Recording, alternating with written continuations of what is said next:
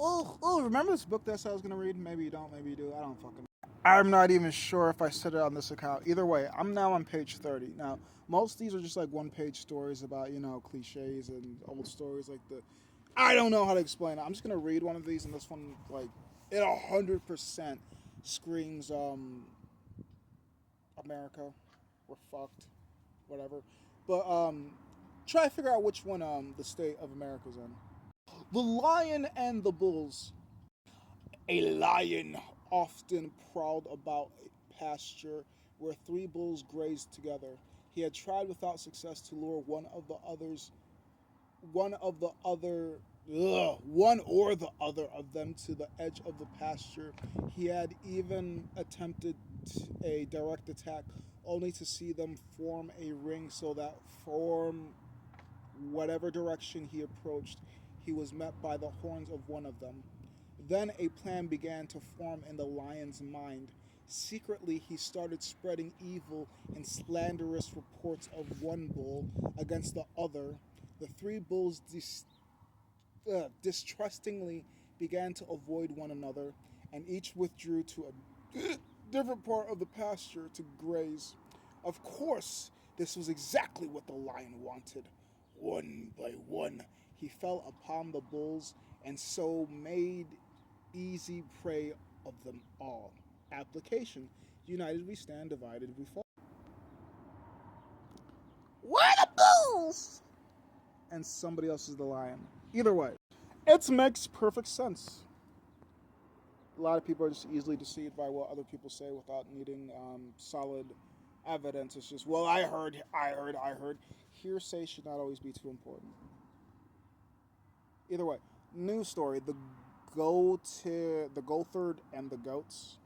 The Gothard, I think, and the goats. I don't know. We'll figure out as we read. One winter's day, when the wind was blowing a gale and the snow was falling fast, a Gothard drove his goats, all white with snow, into a nearby cave for shelter.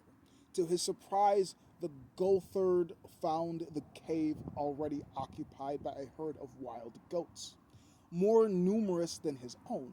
The greedy man, thinking to secure them all, left his own goats to take care of themselves, while he threw the branches which he had brought for them to the wild goats for fodder. Where's the word I'm looking for? Folder.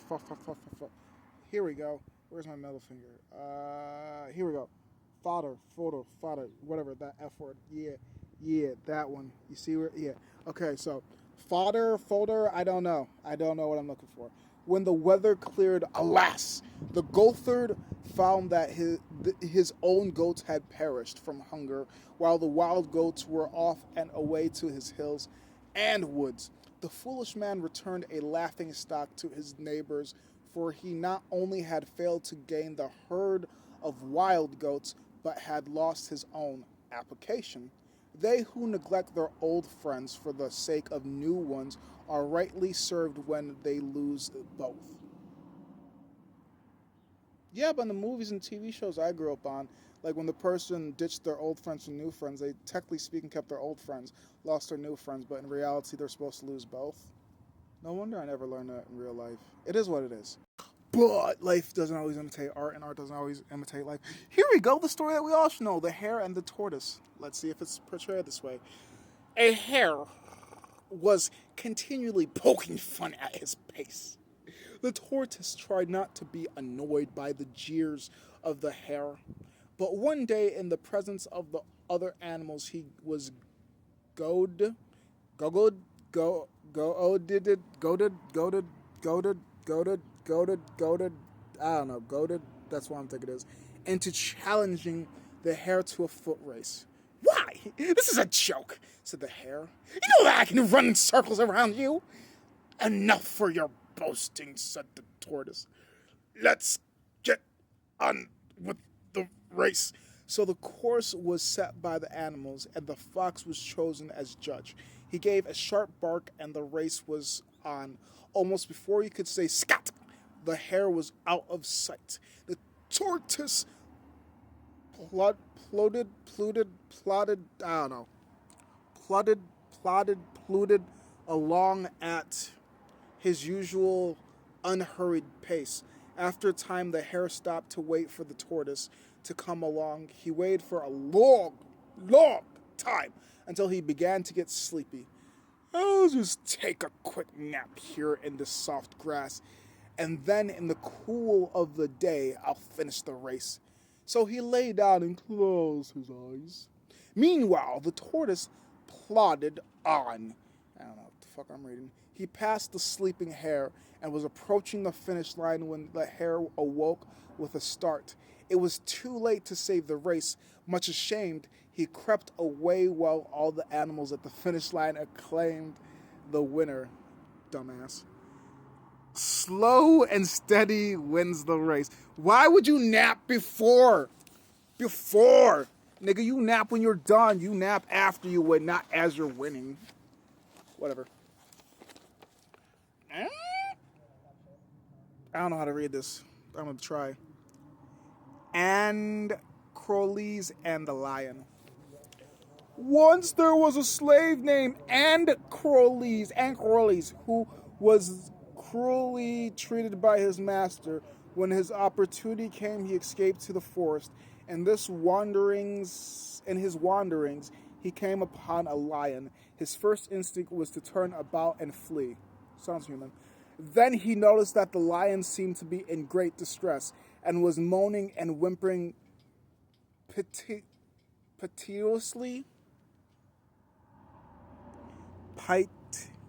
Piteously? I don't know. As the slave came near, the lion put on his paw, which was swollen and bleeding. A large thorn had penetrated one of the lion's toes, and this was the cause of all the animal's discomfort. Quickly, Androcles pulled out the thorn and bound up the wounded paw to show I don't ever pause when it comes to fluctuations. I need to practice that.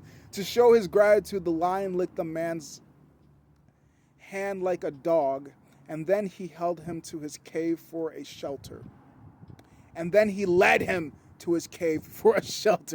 Every day, after his wound had healed, he would go hunting in the forest and return with fresh meat for his master's refreshment.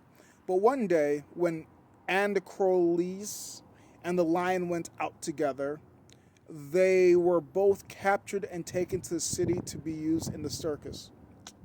The slave was to be thrown to the lion after the animal had been kept. What? What happens next? This motherfucker's a real page turner! Without food for several days to make him more furious, the emperor and all his court came to the arena to view the spectacle. The despairing slave was unchained and led out into the amphitheater before the emperor's box. Then the lion was let loose and rushed bounding. Hurry up, nigga. And roaring toward his victim, but as soon as he came near Androcles, he recognized his friend. To the surprise of the audience, the lion seemed to fawn upon the slave, whom they had expected to see torn to shreds by the savage beast. Pleased by this unusual spectacle, the emperor summoned Androcles to him, and the slave told him the whole story. Thereupon, the slave was pardoned and freed, and the lion set loose to return to his native forest. Application. Gratitude is a quality not limited to man. It'd be the weirdest. I don't know. I like it though. I like the story. And that's my last story because I ain't got enough time to fuck my way through another one. Let me find out. How long is this next one going to be?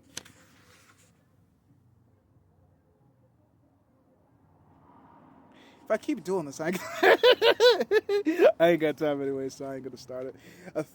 I lie a lot sometimes. A thirsty ant went to a spring for a drink of water. While climbing down a blade of grass to reach the spring, he fell, and the ant might very well have drowned had it not been for a dove who happened to be perched in a nearby tree. Seeing the ant's danger, the dove, what the fuck, Ethan? Quickly plucked off a leaf and let it drop into the water near the struggling insect. The ant